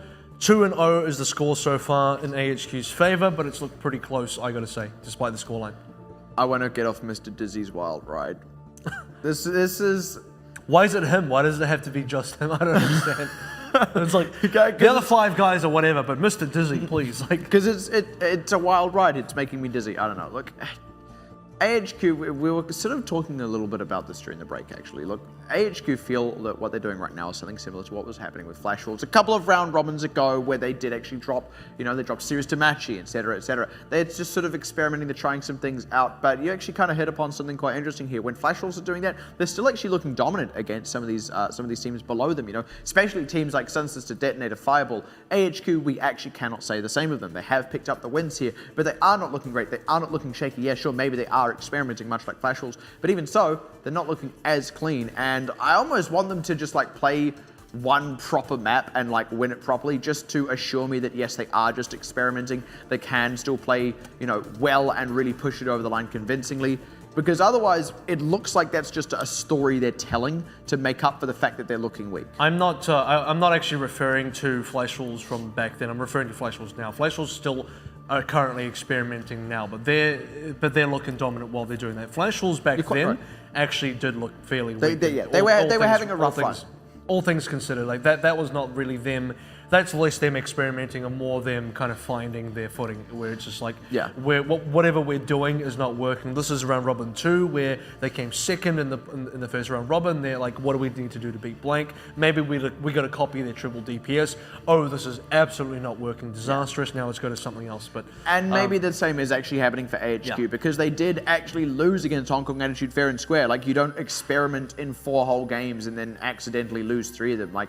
There comes a point where you're like, okay, guys, we might just lose here. Let's play properly. And they were playing, quote unquote, properly. It's not that they don't normally play properly, but they were playing, standard conventional. They weren't trying anything unusual out of the blue. And maybe they are still just finding their feet a little bit, figuring out what they're going to need to do when they come into playoffs, but they haven't figured it out yet. And maybe you can say that was a fluke for Hong Kong Attitude beating AHQ, but now that they've beaten blank as well, I want to say it's just Hong Kong Attitude at the level they're currently playing at, which is very impressive. Looking good. So Hong Kong Attitude are doing great. AHQ AHQ is still doing fairly good here. It's just that they're still winning. The concern is they're not looking as dominant as you expected, but at least they're going to continue with the Mercy May play. Yeah, they are absolutely loving this. How far can they go? Where are they going to go next? The Mercy's trying to shove the May off. Oh no! Oh, betrayal! The May is all the way over onto the other side now. Look at that. They're going to have to go back into the spawn now and change. Get that spooky Dutch tilt. Yep. That's pretty much exactly what we're expecting here. So Dizzy on the Soldier already says to me they're playing something a little bit more conventional, at least for them. 2-2-2. Eric, and he's going to be on this Reinhardt instead of the Winston, but I do very much like this. I see no reason for AHQ at the end of the day to not just run the same composition Blank and Flashballs are currently running, and maybe even run it better because they have what is on paper meant to be an extremely good soldier, but somehow Dizzy in the series at least. Maybe on Control, it's just because Control he's getting picked out, but Dizzy is meant to be that. Wow, okay, that's a what a save. That was, that looked There you go, Dizzy exciting. gets a kill. Yeah, hello, there we go. He's Thank got you, his Mr. counterpart in Dizzy. Sayhade. And DeToNator already probably kind of cut off a little bit on this one, especially if AHQ are properly able to wrap around here and close out a few more. That is definitely what they'd be looking to do. Look at Dizzy's. They've finally spotted him out like, aha, that's where he's been. They push him off, so this is he just gets back on Straight anyway. up. It's just like you get him off, he gets straight back up. At least, you know, some of the hooks coming out from Anakin have been pretty on point. DeToNator need to get a little bit more done here. They need to figure out where they actually want to be, because Sayhate is he can't even get past Cowman. He can't regroup, so that's a problem. This really hurts them, yeah, because like Cowman's just happy to like wreak havoc on him, and when he does need to commit to the fight, he'll come straight in onto the back liners of DeToNator, but Dizzy actually does need to be able to get sightlines onto this point as well himself. He's just sort of picking his angle for that yet. First, it's going to try and force Sayhate off to the side. Nice sleep. Great sleep onto the nano-boosted Samurai D. They do actually take out Erican though, so it's not all peaches and gravy just yet, and HQ do need to commit. Finally, Dizzy's going to go ahead and commit to this one, but it was very telegraphed. They knew that they hadn't seen it for ages. They knew he was still sort of up on the top there. They put the sound barrier out, they forced him off, and he gets nothing for it. DeToNator actually all over this one. HQ don't seem to be really sure of how to commit to this defense. Two-thirds gone. Yeah, they don't seem to be sure of how to commit to the defense, and in so doing, have just kind of given it away. That's really interesting. So I had to even manage to sort of, wow, nice push away onto Crappy. Finally gets something through. Good Earth Shatter. Oh, is that actually over the edge for the Diva? I think it may just be. Might take a little while for it to come through. Or maybe the regroup is there from Yoshiharu. But they have finally pushed some kills through, but not until 2/3 had been capped. Nice Great sticky. Wow, that's a sticky. Yeah, why not? Just run it back into the team. Got Yoshiharu's mech as well. Insult to injury, and then the French came over and shot your dog. That didn't happen on this map. Oh, sorry. It's a wrong cinematic. You're thinking of the Pompadour guy losing his cell phone to Hanzo. Anyway. That guy is my favorite guy in that cinematic. I'd have to agree. AHQ so far, that was a pretty dicey defense because they let Sayhate regroup with the rest of DeToNator. They gave away the position on the actual camp itself and struggled to retake it. Look, they had to throw the self-destruct, had to throw the Transcendence in, and it was not a clean defense. I want to get off Mr. Dizzy's wild ride. There's another self-destruct committed, this time by Lazy Titan. Actually, no, sorry, that was Yoshiharu's, and it got Lazy Titan. What a role reversal. Oh, how the turns have tabled as DeToNator getting aggressive on the points here. Sayhate's still holding on to this tactical visor if they really want to secure this out hard, but they don't need to. They've already done the groundwork and getting 2/3, and good heavens, they have an opportunity to snowball here. Crappy had to take a dive. Sorry, actually, he died. Carries had to take a dive there. They're already on to this point. Amigan swapped up to Widowmaker. I don't know what's going on anymore, dude. I have no idea what's happening. He heard you talk about the French, and he says, "Well, we're going to do. I'm going to do a bit of role playing." Hold on. I will bring the France here. He went from Roadhog onto Widowmaker. He realistically could have gone to anything here. He could have gone to Tracer himself. Genji would have been pretty good. Earthshatter, I don't know if they really connected. Maybe with one player. It did, and I mean they didn't. What, he got a sleep dart kill. They didn't have the follow-up. You can do that. You can get a sleep dart kill. He actually got a good Earth Shatter. The follow-up wasn't there, but they were able to get a couple of kills through anyway, not off the Earth Shatter itself. They killed people that weren't caught in it. I have no idea what's happening. Like, DeToNator had everything going for them right there. Normally we would see at least a third, if not a complete snowball. Like, I've never seen a team have that much of an opportunity to do so. And then he's back on Hog. Well, excellently shut down by AHQ, and look, there's still ultimates on DeToNator's side, and I gotta say that Earthshatter definitely really put out the light on the momentum side for DeToNator also.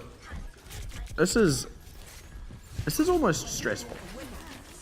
Nano Boost does come out for AHQ as well, so Yeah, see really what they do with this. Big commit here onto the Winston, but DeToNator just kind of wheeled around from it, and they're not going to get caught out by it. Now Erican actually has to kind of retreat. DeToNator have a bit of a window, but they're kind of struggling to make use of it now. Wow, good catch onto Dizzy, so there we go. This should be an opportunity to commit, but Lazy Titan, he's going to do his thing. He's going to throw the and he still gets two as well. This is just gross, man. How often is he going to make it happen? They committed a nanovisor into this one as well. Sayhate may have stayed alive, sure, but he didn't really get anything for it. Caught Erican, but the team got wiped by Lazy Titan. This is just I thought there was going to be more. In fact, Lazy Tiny got his 3rd kill anyway, but he chucked the self-destruct down the stairwell. I was disappointed that he only killed 2 members. Well, the thing is, it was well-timed and extremely well-played. He saw the moment happening, and he was just like, yep, this is exactly what it's going to be. Throws the self-destruct down the hallway, down the stairwell, and then Samurai D's got his shield up on the high ground, and he's like, well, I can't even go back to save my team anymore. Rip those guys, and of course 2 members died, and then Samurai D kind of just died to Lazy Titan anyway, so there it is. Yeah, well, look, they've still got some tools in the pocket here, DeToNator. AHQ still have some too, though, and they're going to be fighting into Dizzy's tactical visor. Shadow, though. Yeah, Shadow could be all they need, but could just as easily go wide or get shut down like so. That's wide. It's about as wide as you can go. Yeah, that is extremely wide. Yoshiharu does trade one back, but trades are not good enough when you're on the attacking side in this situation. And in any case, AHQ have already got more kills through. DeToNator are going to have to be forced back from this one. No further response kills. Luckily, no further deaths. And now Anakin, why not? Let's swap again. You're onto the sort of stage where DeToNator, I'm not even going to really talk about the composition, except the fact that, you know, they're trying different things. Look, they went for the slow push of the Reinhardt. Now they're going to go Samurai D on the Winston. Dives coming out cool, but realistically, playstyle-wise, they're trying to figure out where they want to go because they went on that top right side, couldn't really secure it, got themselves killed by Lazy Titan's mech, and now they went their bottom right side as well, trying to come up the stairs, Mr. Earthshatter, and now they're going to go through the middle. So they're just going through all their different entrances and trying everything out. Because why not? What was that book? Like, we can't go over it, we can't go under it. Oh no, we've got to go through it. And even that's not really working out, not just yet. The only other option here is now they're going to go on the left side flank and jump everybody over that. So it's kind of, if they're going to explore all the options of which way to go, that's kind of it. But I think they were better off to just stick to the one method. This is the plan. We're going to bust up the top right, and we're just going to focus on doing that correctly. That would have been their play, because they even killed Dizzy during that one run. But look, Lazy Titan shut them down really hard, and playing against 6 Ultimates, AHQ is so set to continue this defense. I honestly feel like if they couldn't capitalize on that one window, that was the best shot DeToNator had. I don't actually see them pushing it through here. They don't have time to take a fight loss where they take a bunch of Anakin can just kill everybody again, though. Maybe. I was going to say they don't have time to just lose a fight and draw the ultimates out of AHQ, but they're going to try and lose a fight first anyway. Dizzy now committing with his own tactical visor and the Nano Boost as well. Nano Boost off the back end of that, they completely clean up DeToNator, and maybe DeToNator will actually have time for this. The gong sounds, there's still a little over 30 seconds. They might have one last chance. Yeah, they're going to reset for that one. Not going to give away the last 2 deaths after AHQ charge the ults. I got to say, it was a pretty big win economically for DeToNator at the end of the day. 5 ultimates from AHQ, including Primal Rage, which would have been very important for the stall factor. I mean, if you're DeToNator, you'll take that for the time being, because that's about the biggest victory you can get until you can actually get into this fight, which will be the last one. You now don't have setup time. You just have to gun for it. He's found Dizzy here. Anakin off to the side, tries to go hard on it. Good catch to kick it off. That is the sort of thing they need. But they need to get more than just that, but they don't. Blade away. The rest of DeToNator is not in position just yet. They do get a couple of thirds through, and Anakin able to catch Scrappy. HQ are busy scrapping them out the front of it. Now they kind of find themselves having to retreat to their own base. Samurai D barely able to stay alive and pop the Primal Rage there. Good corner catch onto carries, and now with 2/3 up, they're actually starting to do it. I do not believe it. Zoned off by I'm not even sure who zoned them off for a second. They should have all just been there. There may have been Lazy Titan committing a self-destruct, I'm not sure, because Yoshiharu does still seem to have his. So there we go. They are actually kind of holding on to this point still. Cowman unable to contest. So Hardy well set up. And they actually might be able to push this over the line unless AHQ suddenly pull up a bunch of kills. There's no ultimates for AHQ, so that's the problem. So all the kills are going the way of DeToNator. The respawns are getting longer and longer and longer. The overtime is going to be extremely quick here as well. Transcendence to buy time for Dizzy's Tech Visor. And Dizzy's Tech Visor with the Nano Boost only barely finds Sayhade, and then they kill him anyway. Dodlov able to stay alive. A good sound barrier, well timed out of delay. They did lose Sayhade in that, but they've still got plenty of members on here. The respawns, like you said, are long. They're killing all these members anyway. This overtime is going to vanish in the blink of an eye the moment AHQ don't have a member on at all moments here. Erican is stalling very well with this ultimate, but he's still not securing kills. Samurai D has his own ultimate now. They actually managed to catch one through onto Dodlov. AHQ, they are back out of the gate right now. DeToNator need to not give this one up. They need to get Sayhade back into that position, but they're getting forced back. The Laver's picked. Yoshiharu's lost the mech.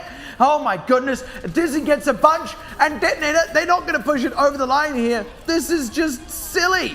but they are going to get a lot of progress, which is very important. What is it? 91.7. Overtime ticks down. And you actually said, this is really funny because as soon as you said it, I wanted to just laugh. And you said, look, DeToNator just going to have to run for it. They don't have time to set up. I'm sitting here thinking it's like they're going into overtime. That's when teams are the most. That's exactly how they're going to take it. They're just going to run in without setting up. We're in DeToNator country now. And it's going to work. Because look, these are teams that when it gets to the overtime, they're like, well, screw it, let's just get in there and go and just try and frag. Somehow that just works for them because the setup phase is where they're making those mistakes. They can't get these calculated plays in where they're like, okay, this is the setup, this is how we're going to approach this attack. We're going to get up here, put this person here. But when they just go in and they do it, it just happens. These teams can just do it in overtime, but they can't do it regularly. So, if I am not mistaken, this is the first major deviation from when DeToNator did take that map off AHQ in that I believe actually they defended first, AHQ did not push it through, and DeToNator did. This time DeToNator attacking That first. was Volskaya as well. Yeah, exactly, it was. They've got a lot of progress. That is good news for DeToNator, and they can actually hold this one out. It's not going to be an exact repeat, but this is still very much holdable and a line that can be crossed here by DeToNator. But they do actually need to do it. There is still that question over them, and they will absolutely be desperate to do it. You would like to have a repeat performance here if you did. And actually, AHQ another team, which is exactly that sort of overtime scramble sort of team where, look, if you take Kings Row as the example, they had such a huge advantage over just skipping over Streets phase, and they just failed the setup phase. They couldn't get it right. They were losing members, getting picked out, weren't getting good enough trades. Ultimates weren't really flying true. And then suddenly in the overtime, bam, they just win. So this may be another chance, and I wouldn't be surprised if it was a total repeat. We get into the overtime, and then AHQ just suddenly cap out after failing to attack. Yeah, we could absolutely see that. And it means we just, had to kind of go through the whole thing. But here we go. Lazy Titan out on, they bring the French again. Why not? Shoot some dogs. Why does it have to be dogs? It's very specific. Well, that's a good kill. That's in fact a really good one because that means the turret just goes down and no contest there. Not a dog, but it is a sweet. Oh, hello. Hello, I eat you up. That's a lot of kills coming on through. Oh, he nearly actually caught that other one as well. That would have been sick. He's fishing for it. Hey, there he goes. The headshot Samurai D, the biggest head in the game. Actually, no, not quite the exact biggest head. But look, AHQ absolutely blast through that first point. All on the back of pick after pick by Lazy Titan. Oh, the first one onto... That was just a joy to watch. The first one onto, I believe, was Delave, was just... That set the tone because the turret is... That's a deflect. I guarantee you that's a deflect. It will have been, yeah. He's so good at aiming, he shot himself in the head. When you're that good. Oh, wow. Oh, goodness. Well, at least he can change now. No, but he's not going to. He's happy with this. Well, okay, why not? If anything happens, he'll go into Soldier. We're at the stage now where Dizzy and Calman are going to stay on these two picks. AHQ are going to make this work. They're just going to try their best to make this work, and there's a good chance we're going to see a repeat of Kings Row because triple DPS, pretty volatile.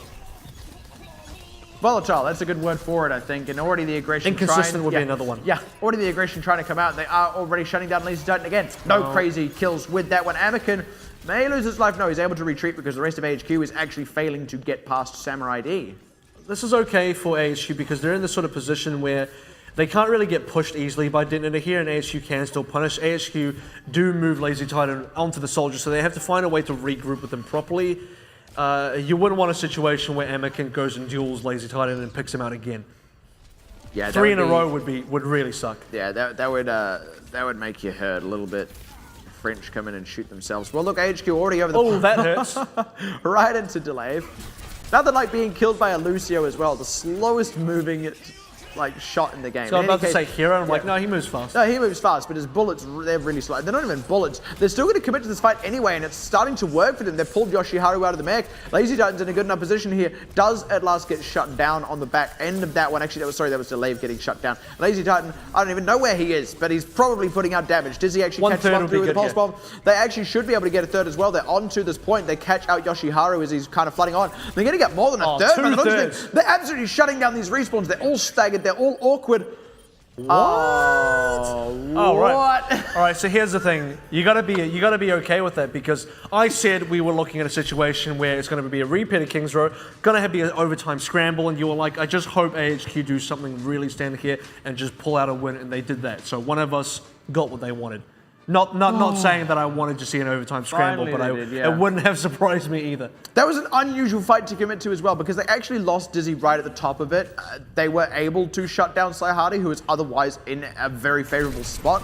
If he had got one kill through before that, then it would have absolutely not been the case. There would have probably been just enough room for DeToNator to kind of swing back, get the respawn advantage going for themselves, and stop that going through in that particular fight. Probably would have still lost a third, but it wouldn't have been a complete loss. But no such luck. AHQ kind of had it all controlled from start to finish. Actually, what was good was because AHQ committed to that fight, they gave LazyTitan the space to get in, because LazyTitan was kind of in an awkward spot. He had to duel Anakin, and like I said, if he lost Anakin a third time, would have been fairly disastrous for him. He had nowhere to really regroup with his team properly. So the fact that Dizzy died, well, I mean, they were like, well, we got ultimates anyway, we're just going to commit to this LazyTitan's here.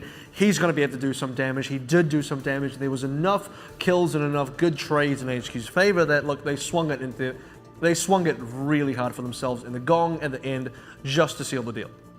That was eventful. That's how I will describe that. It was eventful. I feel... That's what DPS, triple DPS look like when it works. It's explosive. It's just like, bam, and you can't do much about it. I really do feel like this was tougher than it should have been for AHQ. They had the 3-0. I feel like actually DeToNator made a ton of mistakes. I feel like they tunnel visioned a lot. At times they did overextend a little bit, and AHQ did capitalize on those things when it happened. But I can't help but feel if DeToNator were a little bit cleaner themselves, actually AHQ wouldn't have got this over the line, because I don't particularly feel that AHQ were particularly clean tonight either. They did not feel very disciplined. They did not feel like they were executing ideally in most situations. It did feel a little bit rushed at some points. At some points, dare I say it, it felt like there was a bit of hubris where they went, well, we can just do this anyway because we're HQ and they're DeToNator. That is not a good attitude to have.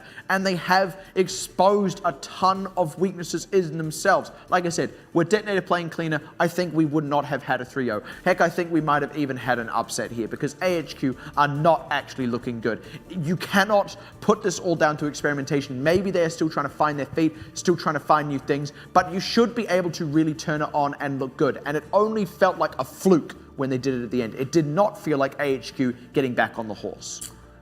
Yeah, unfortunately, I'm going to have to say that, look, DeToNator, at the end of the day, are still just DeToNator. They, as much as say, look, oh, if DeToNator looked really clean, well, you know, it's like saying, well, oh, if DeToNator were just as good as blank, right? But they're just not. They're not clean, and they're not. If my grandmother had wheels, she would have been a bike. Right, exactly. It's just like, as much as we can say, look, if DeToNator were better, they wouldn't be second to last. That's just the kind of fact of the tournament. So the fact is, DeToNator are not better than AHQ. And then, to be really honest, going to this match, I just don't think they were ever going to be better than even AHQ playing at their worst. I don't think DeToNator were going to be able to come out with a win here at the end of the day. Maybe we go to map 5, it would have been super close, but for DeToNator to actually pull out a win would be kind of unheard of. That's not the kind of upset we're looking for. It would have been a crazy upset, and not one you'd really be particularly pleased about. I mean, yeah, sure, DeToNator would be, but you just kind of look at that and go like, this is only going to make playoffs look worse. The bone I'll throw here is to say that, look, had this been Hong Kong Attitude playing, I think Hong Kong Attitude would have won again against AHQ. But unfortunately, it wasn't Hong Kong Attitude playing. Look, even Machi playing absolutely would have probably have, at a minimum, taken it to a map 5. And the thing is, you aren't going to be coming up against Hong Kong Attitude and Machi in the playoffs. You are going to come up against Blank, who did better than you did against Flash Wolves. And then if you somehow overcome them, you have to come up against Flash Wolves. If this is how you looked against the second from bottom team, then you are the worst team going into playoffs. Something has to change. Well, we'll have to see about that. We sort of had, at least I had a lot of these sort of concerns about Flash Wolves after the second round robin, then they came out and blew the doors wide open, because after second round robin I was thinking, look, Flash Wolves are not looking so hot, and then when push came to shove for them, they absolutely showed up. So I'm kind of expecting AHQ and also Blank on that matter to be able to step up as well. You know, Serenity sort of saying at the end of the day, yeah, we're preparing for playoffs as the main thing. The rest of these games, great. But if we lose, we're not going to drop out of playoffs. Yeah. That's where we're really looking at playoffs and what that means. And they've got some secrets they want to pull out. Whether that's just like blowing smoke or not, I'm not too sure. But it's something I'll take his word for it. Yeah. And I'll just say, look, give you the benefit of the doubt. You do have something you want to show. And And that's the AHQ as well, I'll give them the benefit of the doubt and say maybe they got something more to show. And benefit of the doubt is actually a really good way to put it. And the thing is, we did that with Flash Wolves as well, actually, when they were dropping games. We gave them a bit of benefit of the doubt. But the thing is, that was in the second round robin. They had a lot of time to turn things around, and then they actually did turn things around. We are giving these teams the benefit of the doubt. But as we get closer and closer to playoffs, that doubt grows. Play of the game goes over to Cowman for specifically the Genji. There were very good moments, I believe, on Li Jiang. I want to say Li Jiang, he did very well, and so you'd be right on that as well. I feel like beyond that, actually, it was quite inconsistent. But actually, everyone in the game was quite inconsistent. So, look, if he was the only guy to be consistent at one point, and he did really look great. Sorry, it wasn't Li Jiang. They did go to Oasis. Oh, yeah, sorry. Yes. We're so used to seeing Li Jiang. If that is the only time anyone looked consistent, well, look, it was great. It was absolutely dominating. It was devastating. He really outclassed Anakin. And this is Anakin who was barely keeping his team alive in Oasis at points. So that is actually fairly well deserved. Yeah, exactly. I would have potentially have looked at Anakin as well, and I think play of the game usually goes to the winning team. Maybe it even has to go to the winning team. So out of that sort of mix, Erican also had that great shadow. Sometimes people do get it for a single play, and a really fantastic shadow from Erican was that was definitely one of the plays. And Samurai D really felt sorry for him in that situation as well. It's like I turn around and save myself, and my team is gone. I think King's Row actually looked the shakiest for AHQ. Oasis was just kind of whatever it was. It was just back and forth, and it actually felt like it certainly didn't feel as bad by AHQ, and it did actually feel better by DeToNator. It felt like the place at which both of those teams were the most equal, and I feel like everything after that was actually both teams playing worse. And King's Row was definitely the map where both teams made a lot of mistakes, and they kind of like picking Hanzo. Anakin playing about 4 or 5 heroes a map definitely doesn't work. I see the threat there. Like, you go for the Xayah, Graviton Surge combo. Unfortunately, they did that. 0 kills in Dragon Strike. And so binary as well. We tend to criticize binary things anyway. We criticize Widowmakers, but heck, at least Widowmaker is just one pick, right? If you are building your entire team comp around having these two things fit into there, you've got this triple tank, you've got all that going on, you have to run the Roadhog so that you've maybe got a bit of pick potential. That is all kinds of binary. And it's not one you can recover from if it fails to work, which is exactly what we saw in King's Row. And even I think one really telling story of DeToNator as a whole is when we look at the end of their King's Row attack and they said, look, we're going up against triple tank, let's go on to May Reaper as that massive final ditch effort, which to me still feels like a bit of a knee-jerk reaction. And it's just like, what on paper is just the most effective thing here? And we've barely got enough time left. We're sacrificing ultimates, whatever it is at the end of the day, and it's just kind of didn't work out at the end. It just didn't work out at the end. Yeah, and one thing I actually felt was quite interesting there, we did actually see a couple of Zaryas tonight, and we saw both teams run at the same time, and unfortunately, neither really got a whole ton done, which is, I feel like it's really unfortunate, actually. There is a perfectly good reason why we're not seeing much Zarya in this meta, and that's kind of exactly it. We saw how little weight it was able to pull when it was pulled out. Let's have a chat now with Carries in the post-match interview, and I'll be translating this one over. Alright, so you got a new haircut. So you're trying to... He's saying I've just wanted to try a new style out. So you played Blank last week. So you pulled out a little Sombra, and you did today. How do you compare yourselves to last week?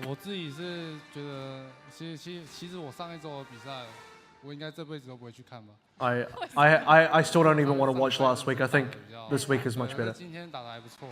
I think today was a lot better than last week.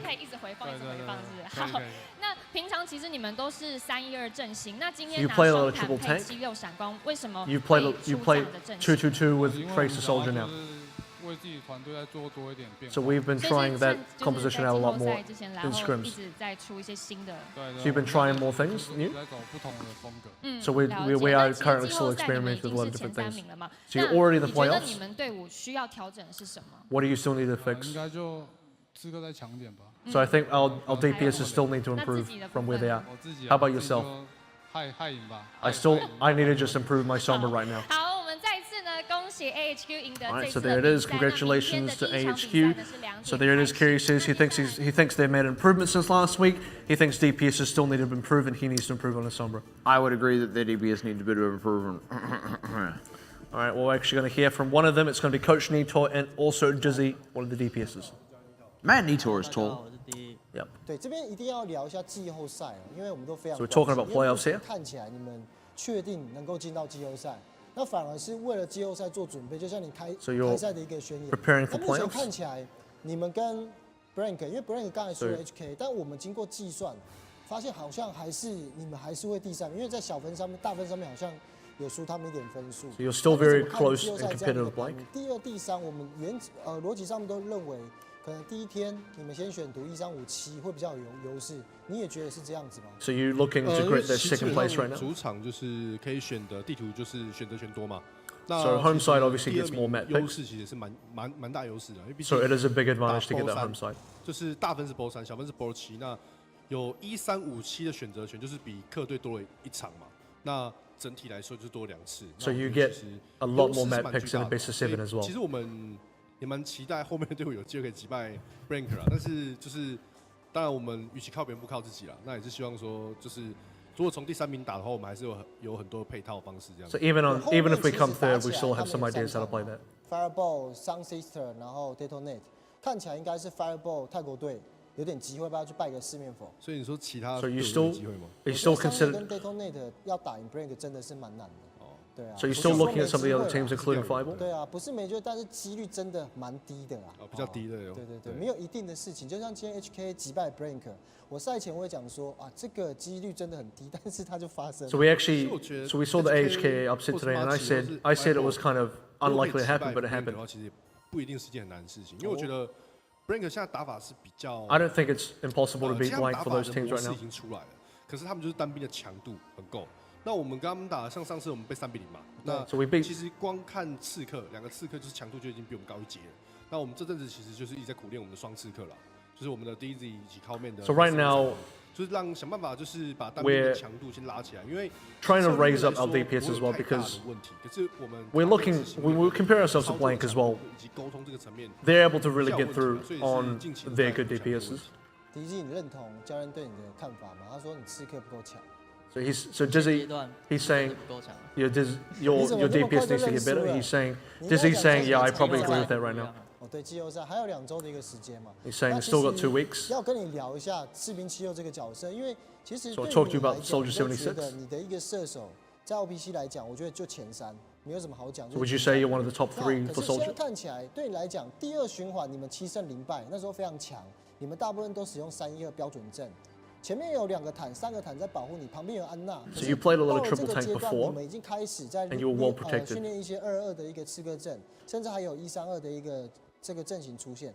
对你来讲，你的一个7-6的位置会呈现在一个比较没有保护的状态。 So you're now- 或者是对上 you feel your 一个 list protected 双 now? 保护，柴亚塔、路西欧已经没有安娜这样的一个角色，对你来讲是不是会有一些影响？ So does that make it more difficult for you to play 多少 Soldier? 是会有一点影响啊，就靠自己去保命吧。 So I have to rely on 就要 myself 多 a 一 lot 点 more for my own protection. 逃跑路线自己要想好。 So I have to think 然后 about my 带走 escape 的 routes 就 in 顺便一 advance. 起带走吧。那你对于你自己现在目前闪光， So you're 你 playing 会 Tracer 现在 too? 给自己几分？ How would you rate your Tracer? 自己几分哦？应该诚实一点嘛。 80。 80哦 I，think 现 it's 在有 maybe 80哦。 80, 1000对不对 80%, 80 over 对啊， 100. 我觉得我是1000的意思。没有啦，其实我帮他补充一下，因为其实第一的瞄准是好的，可是因为那大家都觉得脑袋呢脑袋就是也是好的。其实我们整队的脑袋都不太好。 So he's saying, Needle's saying the aim is very good, but 或僵尸 some of the decision making still needs to improve there. 那我觉得第一的射手来说，他瞄准能力是够的，但是 So 因为76 from looking at Dizzy, his aim is very, very good. 那不是 It's, 说 it's 像 about 闪 exactly 光 where 或 you 牛 want. 仔其实我觉得牛仔的天花板也是很高的，如果你超准的话。可是卡在一个是牛仔必须要吃资源。如果说今天牛仔的 shoot 也是跟76一样是跑的话，我觉得牛仔应该是蛮强的。对，但是因为本身要吃资源的，那闪光这只角色就天花板非常非常高，因为它是有相当大的输出的能力，然后再加上它的保命啊，以及资源必须 Right, 要 so 吃多。 Tracer's 所以我觉得就是闪 skill 光 cap 如果 is 可以 really, 保 really 护 high 的话 right now. 我 Has 觉 a 得 lot of utility 应该 and 我们 offense and 不会 defensive 有 options. 档次啊，我自己这样觉得。对，因为之前有提过，不过这个也跟两位聊一下，就是你们对于现阶段的状况，现阶段你们可能会有2-2的一个刺客阵，那也会有3输出这 So 样的一 you're 个 playing 阵型。 2-2. 那你刚才有提 You're also 过 playing 3 你对于 DPS. 双刺，可能原式或者是闪光，觉得强度还可以再加强。除此之外呢，你 So 觉 you- 得比如说 when we look at 一直在 Tracer and 使用 Genji- Diva 的 Lady Titan，他现在表现 OK 吗？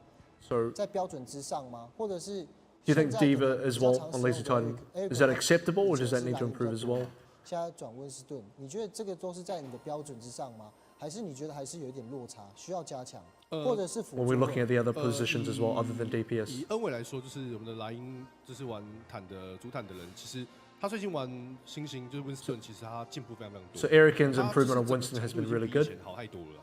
怎样讲？那以副坦位，像 Hiki 的现在的定位其实很模糊，因为其实我当初在考虑练132的时候，其实一直考虑一个点就是 So when looking at 队友 Dizzy, 非常强 Lazy Titan though, 那 Hiki 的角度就是他的保盘能力非常强，他进攻也知道 it's a little 什么 bit 该丢大或是什么 more 该进 interesting. 攻 He's 之类的。 defensively very good on 现 Diva. 在我们练132是因为他玩射手，那 But now he 不得不 plays 说他的 soldier as 射 well. 手非常非常烂，就是哦他走位就是烂。哦，我刚才 So, 也要说 but I 非常 don't 强 think his positioning on DPS 他 is very 射 good 手 right 就是 now. 非常非常烂，因为他是有准度，然后知道开大的， So 可是 he's 他的 got good 走 aim, 位跟有时候 plays 打的时候 ultimates well. 就是观念是有点落差。 but his 当然他在 pathing 进 and 步的时候 positioning 他 is, 一直在 is 进步 really lacking. 但是 But 我 he 会 is 觉得就是 improving right now. 如果说我们今天纯粹玩了一个132阵型，我们就是完全把防守的能力放掉了。